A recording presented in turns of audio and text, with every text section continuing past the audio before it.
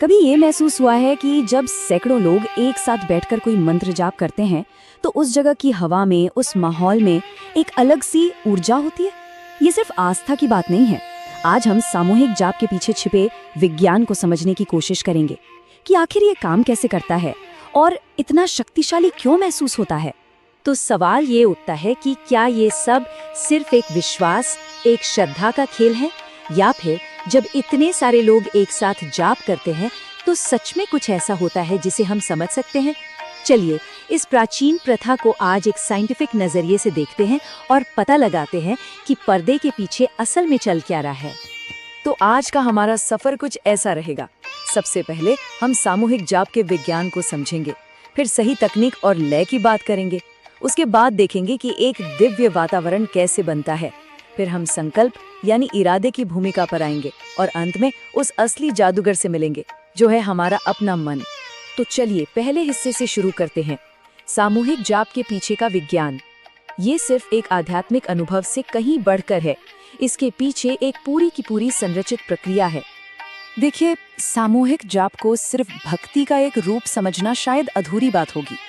ये एक सटीक तकनीक है जिसके अपने नियम हैं, और कमाल की बात यह है कि जब इन नियमों का सही ढंग से पालन किया जाता है तो इसके नतीजे भी प्रिडिक्टेबल हो सकते हैं।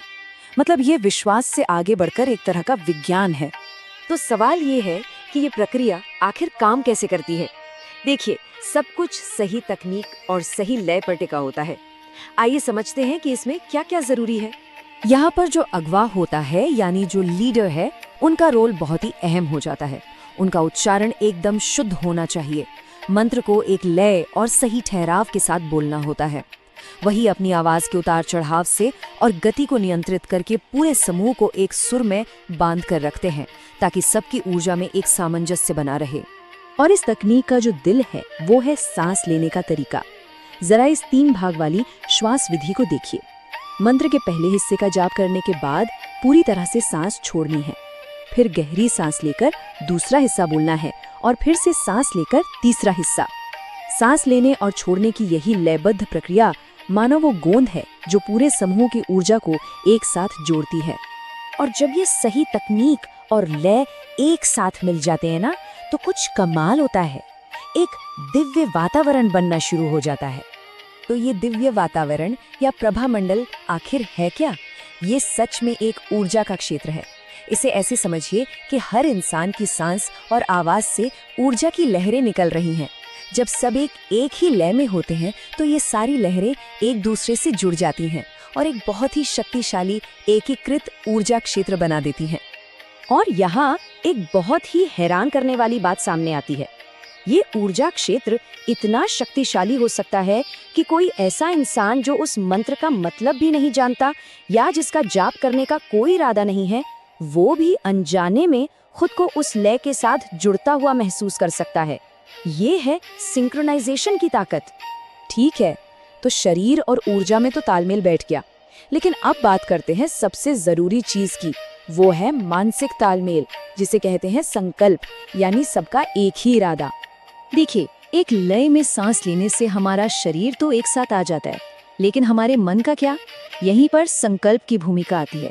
संकल्प का मतलब है उस जाप के पीछे का एक साझा, एक एकीकृत इरादा या उद्देश्य। ये कहावत इस बात को बिल्कुल साफ कर देती है। एक साझा उद्देश्य के बिना उस समूह की सारी ऊर्जा एक ऐसे जहाज की तरह है जिसमें कंपास नहीं है। शक्तिशाली तो बहुत है, लेकिन उसे जाना कहाँ है ये पता नहीं, और आखिरकार वो भटक जाती है।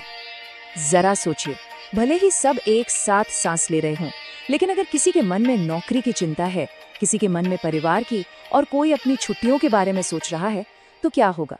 उनकी मानसिक ऊर्जाएं एक दूसरे से टकराएंगी और ये उस शक्तिशाली ऊर्जा क्षेत्र को बनाने के बजाय उसे तोड़ने का काम करेंगी। और यहीं से हम इस पूरे विश्लेषण के सबसे गहरे और सबसे शक्तिशाली आइडिया पर पहुंचते हैं कि असली जादूगर कोई बाहरी शक्ति नहीं है, वो हम खुद हैं, हमारा अपना मन। ये स्लाइड एक बहुत बड़े फर्क को दिखाती है। आमतौर पर यह माना जाता है कि हम किसी बाहरी शक्ति से कुछ मांगते हैं और वो हमें देती है, लेकिन यहाँ का दृष्टिकोण एकदम अलग है। ये कहता है कि इच्छाओं की पूर्ति हमारे अपने इरादे की केंद्रित शक्ति से होती है। मतलब शक्ति बाहर से नहीं बल्कि अंदर से ही आ रही है। इसे एक उदाहरण से समझते हैं। हमारे दिन भर के बिखरे हुए विचार आसमान में फैले हल्के फुल्के बादलों की तरह हैं। वो वहाँ होते तो हैं, लेकिन उनसे कुछ खास होता नहीं है। लेकिन बारिश होने के लिए क्या जरूरी है? उन बादलों का एक जगह इकट्ठा होना, घना होना। बिल्कुल इसी तरह जब हम सब मिलकर एक ही इरादे पर बार बार ध्यान लगाते हैं तो हमारी मानसिक ऊर्जा भी घनी हो जाती है और इतनी शक्तिशाली हो जाती है कि वो एक ठोस नतीजा पैदा कर सके। तो आखिर में असली जादूगर कोई और नहीं, हमारा अपना मन है। ये सिर्फ चुपचाप प्रार्थना नहीं कर रहा है, ये तो सक्रिय रूप से निर्माण कर रहा है। ये ब्रह्मांड की ऊर्जा का इस्तेमाल करके हमारी इच्छाओं को हकीकत में बदल रहा है। इस प्राचीन और गहरे विचार को ये संस्कृत सूत्र बिल्कुल सही तरीके से बताता है, जिसका सीधा सा मतलब है, जैसा इरादा होगा वैसा ही नतीजा मिलेगा। हमारी अंदर की भावना ही हमारी बाहरी हकीकत को तय करती है। तो ये हमें एक बहुत ही गहरे सवाल पर लाकर छोड़ देता है। अगर हमारे सामूहिक इरादे में, हमारी मिलीजुली सोच में हकीकत को बदलने की इतनी शक्ति है, तो फिर सवाल ये है कि हम सब मिलकर कैसी हकीकत, कैसी दुनिया बनाना चुन रहे हैं।